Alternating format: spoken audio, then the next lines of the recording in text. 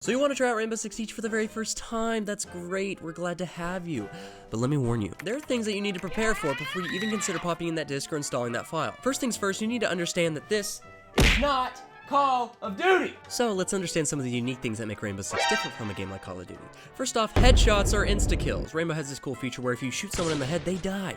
Most of the time. 9 times out of 10 you'll feel like you got a headshot, but really you only ended up sniping their throat or hitting their earmuff, which no, does not justify 120 points to your stats.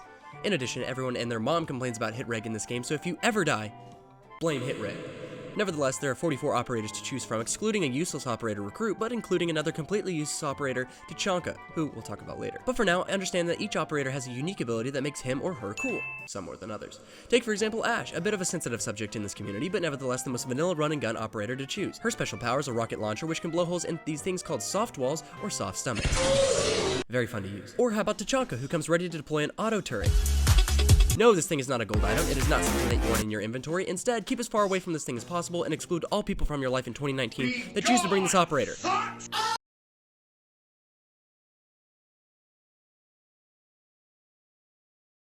It only provides meme value. Fight me. Stupid! To best equip you for this community, it's important to prepare you for the things not explicitly stated in your How to Play Rainbow Six Siege handbook that you purchased at GameStop. First off, you have 100 HP, but if you put on Rook's armor, should you ever be shot in the body and down but not out, you'll be able to be picked up by your teammate and reset at 50 HP. Using this knowledge and wisdom, the community found out that should you ever be below 50 HP, you could simply reset your teammate by shooting him or her in the foot through a wall to essentially soften the bullet. Because physics. Please note that this strategy does not always work. On defense, your team has 10 reinforcements to flex seal walls, but your team will only be using 6 because your Jaeger is running to the nearest window to spawn peek, and your Caveira is sprinting to the other side of the map.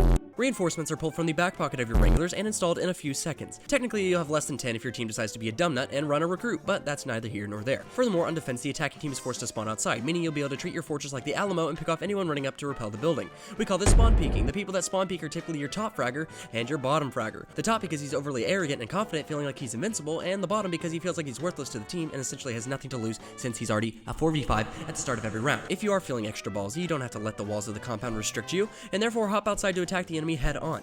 Please note, some windows are so high that you'll simply end up breaking your shins. They're trying to play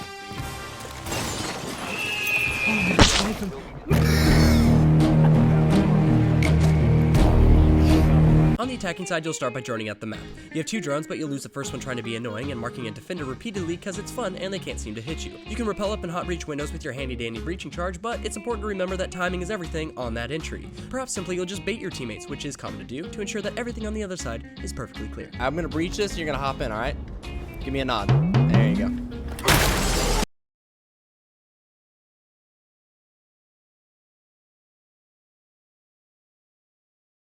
Stupid! Now that you vaguely know how to play, let's introduce you to what you can play.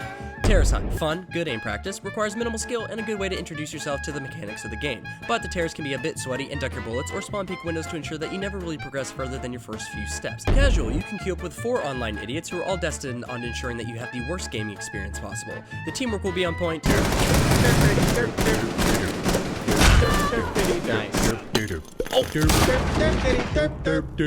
That's toxic. People won't use their abilities. Ah! Hey Jaeger, you wanna use your freaking ADS things? You'll have intelligent conversations. Shoot him! Ah, yes. Calm down. Yes, the toxicity of casual. Here we go. Just a I game. had Calm like down. 8,000 ping. Let's Oh, listen. you calm down. Calm down. Oh, you calm down. Calm down. Mission failed. Oh, you All calm friendlies down. have been neutralized. And a very toxic team chat. Oh, okay. Down to 1 friendly. Bro, that was laughing. baby. Why do you like that, bro? Bro, you got peaked, bro. Ranked. The cream de la creme of the Siege community, where everyone is trying to prove just how cool they are. The statistics and rankings, however, will ultimately be thwarted by the countless hackers that plague this game mode, and you'll end up dying to people who are playing with their toes. In the event you don't play against a hacker, you'll realize that the situation is still dismal when the other team brings operators that essentially accomplish the same purpose. One wall hacks your movements, one takes away your ability to hear, one can't be killed, one takes your ability to see, and one can see you but you can't see them. This lineup of operators is typically brought out on this thing called match point, when the other team decides the gentleman's game is over and they just want your elo. Situations, not 100% helpful because they don't really teach you the secret things about the game, nor the things that the community has decided are spirit of the law type rules. So let me inform you about all the things that the community has found and agreed upon. Shields. More than likely you have the bright idea to bring a full 5 stack of shield. However, shields only work for other people and never for you. In fact, your hitbox when you run a shield is this, while when you face a shield, it's this. It's a bit of an instant karma thing for being that guy that decides to protect his face. So, if you ever see a Blackbeard on your team, kindly remind him that he's trash and that he needs to be put down. Shotguns. Not run a lot, but you'll be ticked at the opponent who actually brings one. It's a bit underrated and definitely worth trying out. Inmate 70 Rush. If you ever want to declare a pointless round to the other team, select the Power Ranger squad consisting of nothing but Inmate 70 shotguns. They're dead! Your chance of survival is dismal, but nevertheless, it's the best way to declare that you are throwing. Crouch walking, the only way to get around the map without being heard. Inevitably means that you are a no-skilled player though. If you get a kill using this technique, you'll automatically be considered a brainless player. Crouch spamming. It's the most BM way of killing someone since you are in essence pre-teabagging your kill. Fast peeking, something only a few can do, but everyone says that they can do. You haven't seen a fast peek till you've played the community's finest. Then there's crouch spamming and fast peeking. It's cheating and a bannable offense. Smurfing, the best way to feel good about yourself and absolutely dunk on the lower ranks and those simply trying to learn the game. Identifying sounds. Your ability to know just what sound correlates with a certain action is super important. Take for example, a Twitch drone, the Echo drone, a Valkyrie camera, a barricade being broken down, a cardiac sensor, the sound of someone screaming in a bear trap. No! No! No! Oh my god, no! Caveira interrogations.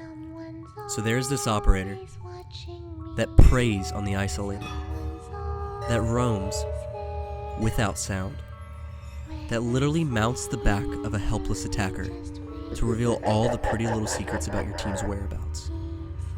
Communications basically go offline during this time. Because the man being interrogated is screaming at the top of his lungs.